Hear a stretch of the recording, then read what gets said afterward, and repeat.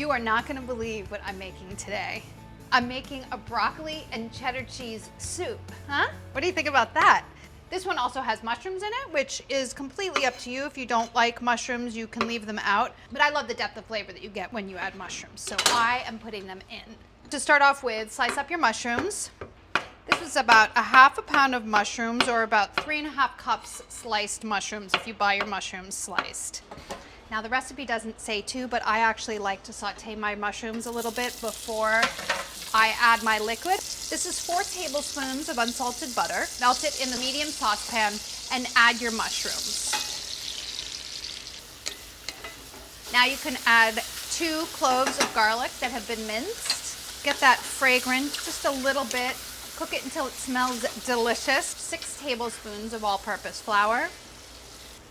Stir the flour around. It's going to get very thick and coat your mushrooms. Now you can add your broth. It's a half a cup at first of chicken broth. This is just to start the thickening process off without getting it lumpy. It's 2 cups of total chicken broth.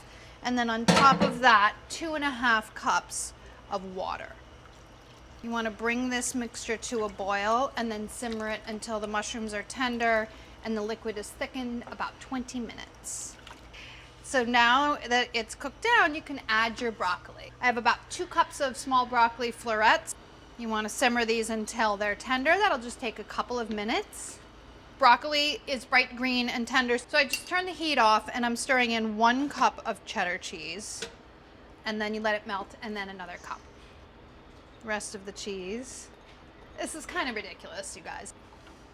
Look at that, creamy as can be. A little salt and some pepper. I think that's fantastic, and it's done. You are not gonna believe this. I think a hunk of bread would be fantastic with this, or even some crostini would be great. But of course, fantastic on its own. Holy moly, it's fantastic.